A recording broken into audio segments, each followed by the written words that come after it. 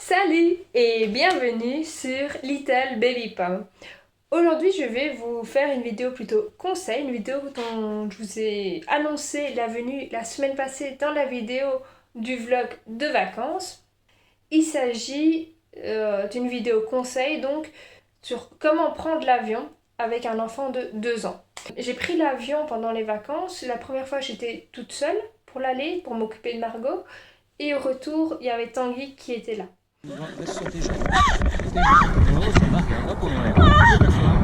Il est où? J'ai demandé à Margot gentiment si je pouvais aller regarder la rediffusion du Grand Prix. Et elle a dit gentiment non. Non. Un bretzel géant, c'est génial. Tout d'abord, pour préparer cette vidéo, j'ai regardé pas mal d'autres vidéos sur YouTube qui parlent du même sujet, donc comment prendre l'avion avec un enfant de 2 ans.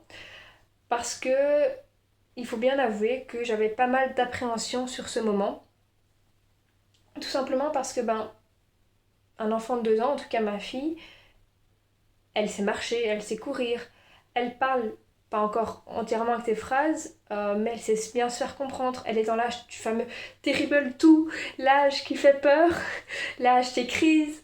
Elle doit rester assise pendant le temps du trajet et sage sur son siège, idéalement sans pleurer pour ne pas déranger tout l'avion, en percevant des nouvelles sensations au niveau notamment des oreilles et dans un environnement qu'elle ne connaît pas. Donc il y a beaucoup de choses qui qui faisaient redouter ce moment. Et pourtant, ça s'est très bien passé. Donc je vais d'abord vous lister ce que j'ai pris avec comme accessoire en fonction de ce que j'ai vu dans les vidéos. C'est notamment de prendre des jeux. Des jeux qu'elle a l'habitude, son doudou, une poupée, des choses comme ça, qu'elle a l'habitude, quelque chose qui lui tient à cœur, qu'elle connaît, un réconfort. Des livres pour tourner les pages, pour raconter des histoires, etc. Et des gommettes. C'est quelque chose qui est beaucoup revenu dans les vidéos. Voilà, pour pouvoir vraiment jouer avec une interaction, enlever le sticker, se le reposer ailleurs, c'est quelque chose vraiment qui aide énormément. Nous, on a également pris la tablette avec son dessin animé préféré dedans pour qu'elle puisse vraiment regarder ça à son aise.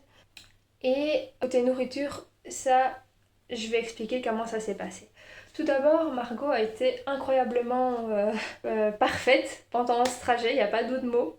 Tout s'est extrêmement bien passé, j'ai eu beaucoup de chance. Donc on arrive, on passe les contrôles, elle est toute seule à côté de moi, c'est ce que je redoute un petit peu, c'est si elle voulait courir partout pendant qu'on met les affaires dans les caisses pour les scans, etc. Mais elle a bientôt participé, elle était à côté de moi, elle m'obéissait bien, etc. Quand elle courait pas partout, elle restait à côté de moi, donc c'était vraiment super. Et puis on me demande, et où est la nourriture et les boissons pour l'enfant? Je sais pas, on peut pas avec les contrôles. Et c'est à ce moment-là que j'ai appris qu'on peut prendre de la nourriture et des boissons comme de l'eau ou des jus de fruits avec, même si on passe les contrôles, tant qu'on est accompagné d'un enfant de moins de 3 ans.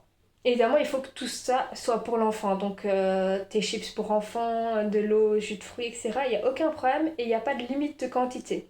Donc ça, c'est vraiment l'idéal.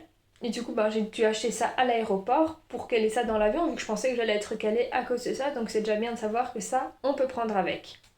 Donc après, on se met dans l'avion avec son dessin animé, vraiment pour la mettre en confiance. On arrive dans l'avion, tout va bien. Il y a quelqu'un qui se met à côté d'elle, elle commence à pleurer parce qu'elle ne le connaît pas. Je lui dis que le monsieur à côté d'elle est très gentil, qu'elle ne doit pas s'inquiéter, vraiment pour la rassurer. Et au final, il lui a dit oui, t'inquiète pas, je suis très gentille. Et elle s'est calmée toute seule et tout s'est très bien passé. Elle n'a pas eu mal aux oreilles, elle ne s'est pas plaint. Elle a vraiment été impeccable, elle n'a pas demandé à jouer constamment avec des gommettes, des livres, alors que j'avais pris un sac entier de gommettes et de livres avec au cas où. Et pourtant, je n'ai rien utilisé. Mais par contre, elle a mangé des chips et bu de l'eau énormément, parce que comme ça faisait travailler les oreilles à déglution, ce que je trouvais important. Pour le retour, là, c'est du coup, je check Tanguy, et là, elle a même pas réclamé sa tablette, elle a pas réclamé de jeu, elle a pas réclamé de livre, elle était juste assise sur son siège, et elle attendait. Elle demandait pas d'attention spécialement, et elle mangeait des chips. On était au courant qu'on pouvait, on avait pris avec de l'eau, et des biscuits pour elle. Mais donc voilà, c'est mon expérience. Et chaque situation, chaque enfant est différent. Il faut pas dire oui, j'ai vu cette vidéo qui dit que ça se passe comme ça et donc ça se passe ainsi. Non, chaque enfant est différent et c'est le parent qui connaît le mieux son enfant. C'est juste des conseils que je donne et mon expérience. Et c'est pas parce que maintenant ça s'est bien passé que la prochaine fois que je prends de l'avion avec Margot, ça va évidemment bien se passer. Je l'espère, bien sûr, mais je ne peux pas en être certaine. Tout simplement, je devrais m'adapter. Comme depuis que je sais que j'étais enceinte, comme depuis sa naissance, comme depuis tout, on s'adapte. Il y a une situation, on fait de notre mieux. Donc vraiment, c'est faites-vous confiance et non pas les vidéos YouTube. C'est vous qui connaissez le mieux votre enfant, ce qu'il aime, comment il réagit.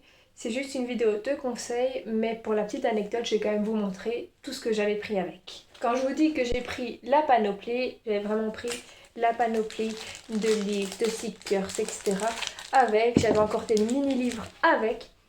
Et côté pratico-pratique, ce qu'il faut prendre aussi, en dehors du moment jeu, tapis allongé, c'est très important. Parce que les endroits, on préfère être un truc que nous on connaît, qu'on a désinfecté, etc. Des langes, des serviettes, enfin des lingettes, des sacs qui se referment pour mettre les couches, des vêtements de rechange pour enfants et pour adultes, parce que si l'enfant est malade pour X ou Y raison ou déborde, et qu'il en met sur nous, qu'on puisse également se changer. Donc c'est très important d'avoir des vêtements de rechange. On ne sait jamais, mieux vaut être sûr. Et je pense que c'est tout. Donc je vous remercie pour ce visionnage. Et on se retrouve très vite dans une nouvelle vidéo. Prenez bien soin de vous. Salut!